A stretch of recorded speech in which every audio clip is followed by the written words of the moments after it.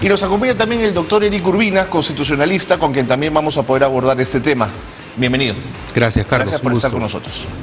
A ver, un poco, si me lo permiten, recopilemos para poner en autos las cosas. Doctor Urbina, el fiscal Benavides, entiendo yo, no puede acusar al presidente de la República en foros judiciales, no lo puede hacer, ¿no es cierto? Se lo prohíbe el artículo 117 de la Constitución, salvo, por supuesto, los delitos que ya se han establecido: traición a la patria, impedir elecciones, disolver el Congreso, ¿de acuerdo? ¿Qué es exactamente entonces lo que ella busca en el Congreso de la República? Bien, mire, lo primero que ella ha hecho es presentar una denuncia constitucional, porque ella tampoco puede acusarlo ante el Congreso de la República. Ajá. Quien lo hará en su momento será la Comisión Permanente, y quien apruebe la acusación o no será el Pleno del Congreso. Correcto. De la República. Ella considera que el presidente ha cometido puntualmente 2 delitos que ella los ha señalado, y que a la vez esto infringe un mandato constitucional. Por ello es que ella formula esta denuncia constitucional con la intención, primero, de que el Congreso de la República habilite continuar con el proceso penal. Ahora mismo estamos en una instancia preliminar, corresponde pasar una etapa preparatoria, y finalmente que el Congreso decida si es que el presidente es suspendido en su mandato o tome otra decisión, porque ya entramos a un ámbito de un antejuicio o un juicio político.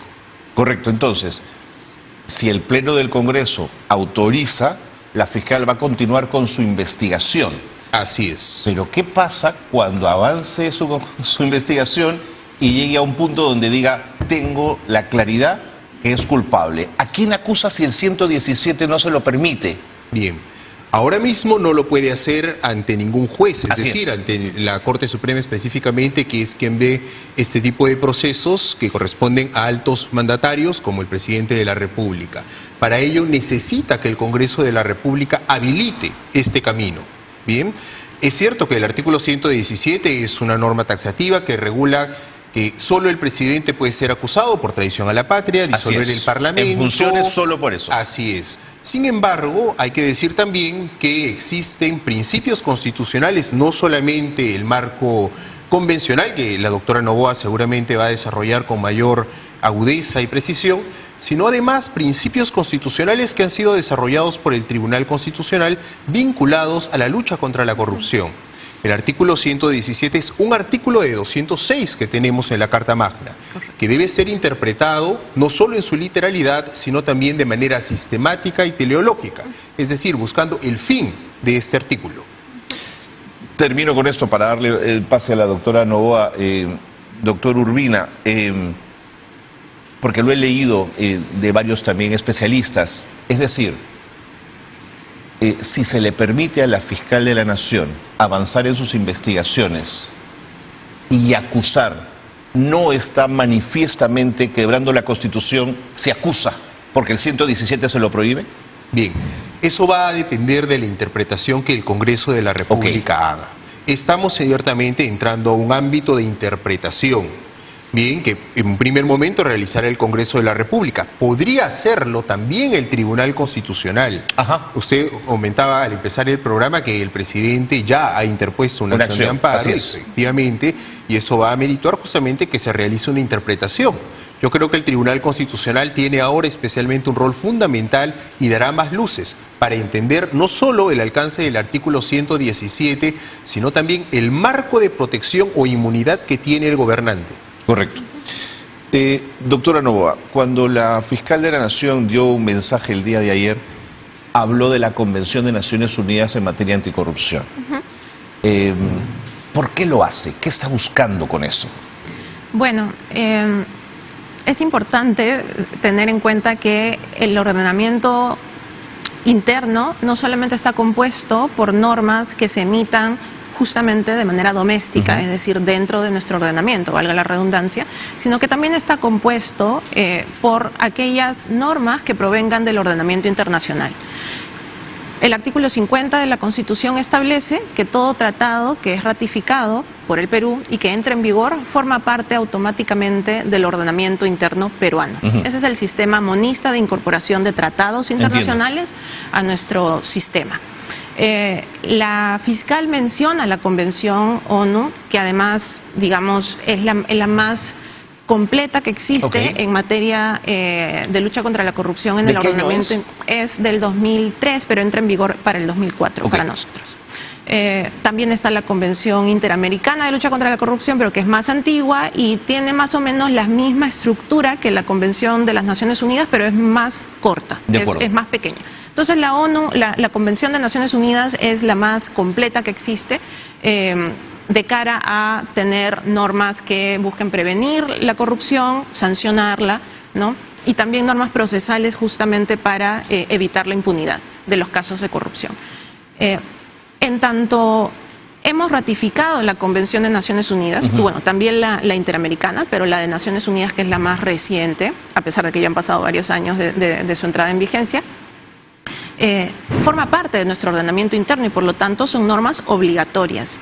He escuchado de lo que he podido, ¿no? Entre ayer y hoy algunas opiniones referidas a que, bueno, las convenciones no son obligatorias, ¿no?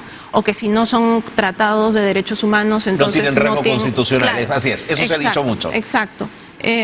Pero ¿eso es así? ¿Es así? ¿Qué cosa? Si son tratados de derechos humanos, sí, yo creo fervientemente que lo son. ¿Por qué? Porque para determinar si una convención, si un tratado internacional tiene naturaleza de derechos humanos, hay que identificar, a mi juicio, 3 elementos indispensables, sino cuando, como les decimos, ¿no? El primero es analizar cuál es el objeto y fin del tratado. No hay jerarquía entre los elementos que voy a decir. ¿Sí? Lo primero es identificar cuál es el objeto y fin del tratado, ¿no? Eso lo hacemos primero partiendo de la lectura del preámbulo del tratado. Todos los tratados tienen una primera parte que general que expresa cuáles son las preocupaciones que llevaron a los estados a decidir celebrar ese tratado, crear ese tratado, ¿no? Que aborda una problemática específica. Entonces, si leemos, por ejemplo, el preámbulo de la Convención de Naciones Unidas, vamos a ver que de manera textual se plasma la preocupación por el hecho de que la corrupción como fenómeno criminal lo que hace es obstaculizar, dentro de muchas cosas, el régimen democrático, etcétera, pero también el desarrollo social. Encontramos el término desarrollo, digamos, en todas partes, ¿no? En muchas normas y se puede pensar que es un término vacío de contenido por tantas veces que es mencionado, pero el desarrollo tiene un concepto, ¿no? El concepto de Amartya Sen, ¿no? Que es el tener opciones diversas de donde yo pueda elegir con libertad cómo desarrollar mis capacidades. Y dentro de desarrollo se establecen los derechos humanos también. Por supuesto, si vemos los objetivos de desarrollo sostenible de las Naciones Unidas, son 17, en su gran mayoría corresponden con derechos humanos y en específico derechos económicos, sociales y culturales. Hasta ahí me ha mencionado, doctora Novoa, el primero, el objetivo que tiene que estar marcado en el preámbulo. Doctor Urbina, ¿hay algo que quisiera usted añadir? ¿Vamos o continuamos escuchando a la doctora Novoa? Solamente más que observación, tal vez un punto, tal vez algo en discordancia con la doctora Novoa. Ciertamente el derecho convencional está recogido e ingresa al sistema jurídico peruano. El Tribunal Constitucional ha mencionado que los tratados que versan sobre derechos humanos tienen rango constitucional. Así es. Aquellos que no versan sobre derechos humanos tienen rango de ley o infralegal de acuerdo a la materia que desarrollan. La cuestión que yo planteo es respecto justamente a este tratado de lucha contra la corrupción. Para que ingrese al sistema nacional y tenga rango constitucional, ha debido ingresar siguiendo el proceso de reforma constitucional. 2 legislaturas con más de 87 votos, 87 como mínimo, o una y referéndum. Yo no estoy seguro si es que específicamente este tratado ha tenido ese... Vale la acotación. Doctora Novoa, por favor. Sí. Entonces, bueno, las normas que encontramos en la Convención de Naciones Unidas son normas, como les decía, preventivas, sancionadoras y también procesales, que lo que buscan es no regular intereses de los estados, como lo harían otros tratados, sino lo que hacen es establecer obligaciones para los estados para prevenir, sancionar y erradicar la corrupción. ¿Por qué? Porque la corrupción vulnera derechos humanos. Clarísimo. Y eso es lo que dice, si se interpreta correctamente, el preámbulo y el cuerpo de la norma, el cuerpo de la convención. Otra característica indispensable para analizar si un tratado tiene naturaleza de derechos humanos, más allá, creo yo, respetuosamente de cuál ha sido el procedimiento por el cual se incorporó al ordenamiento interno, es verificar si el tratado tiene carácter sinalagmático o no. Es un término complejo. Sinalagmático. Sinalagmático. Explíquenos, por favor. Normalmente los contratos, por ejemplo, ¿no?, bilaterales, multilaterales, si hablamos de derecho civil, tienen una naturaleza sinalagmática. ¿Qué quiere decir esto? Que nos obligamos las partes a tener obligaciones recíprocas y si, por ejemplo, tú incumples, yo también puedo incumplir. De acuerdo. Esto pasa, este carácter sinalagmático lo podemos encontrar en muchos tratados también, porque los tratados internacionales finalmente son un acuerdo de voluntades entre las partes que son los estados. Pero cuando hablamos de tratados de derechos humanos, el tratado no tiene carácter sinalagmático. ¿Por qué? Porque lo que se regula no son intereses de los estados, sino que lo que se regula son obligaciones para proteger a las personas que habitan en el estado y que son justamente sujeto de derechos también, ¿no? En el derecho internacional clásico, los estados eran los sujetos de derecho por antonomasia. El ordenamiento internacional estaba creado por y para los estados, y luego de las graves violaciones de derechos humanos de las guerras mundiales, la persona humana entra a ser también sujeto de derecho, porque se dan cuenta que para empezar la creación... Está desprotegido. Claro, y que para empezar la creación de un estado surge para regular la vida y proteger a las personas. Pensemos en Hobbes, por ejemplo, ¿no? ¿Por qué se crea el estado, no? Entonces pasan a ser sujetos de derecho internacional también. Cuando analizamos un tratado, para analizar si tiene carácter sinalagmático o no, entonces tenemos que ver qué tipo de disposiciones tiene el tratado, normativas, ¿no? Si lo que tiene son reglas, normas, obligaciones para los estados para proteger a las personas, entonces... Cuando un Estado incumple una obligación del tratado, eso no habilita a los demás Estados a incumplir. Pensemos en un tratado de derechos humanos sumamente conocido, ¿no? La Convención Americana de Derechos Humanos, del Sistema Interamericano, que tiene un catálogo de derechos. No todos los tratados de derechos humanos tienen un catálogo de derechos tampoco. Pero tiene un catálogo de derechos, es evidente que es un tratado de derechos humanos. Si uno de los estados parte, Perú, que es, como decimos, caserito del sistema interamericano, porque a cada rato vulnera derechos, Perú suele incumplir los derechos de la Convención Americana, ¿no? El Estado peruano históricamente ha vulnerado varios derechos de la Convención. Eso por ningún motivo habilita a los otros Estados partes a que hagan lo mismo. Claro, de acuerdo. Entonces, por eso los tratados de derechos humanos no tienen carácter sinalagmático. Entiendo. ¿Cómo nos podemos dar cuenta si tiene o no? Además de ver la naturaleza de las disposiciones normativas del tratado.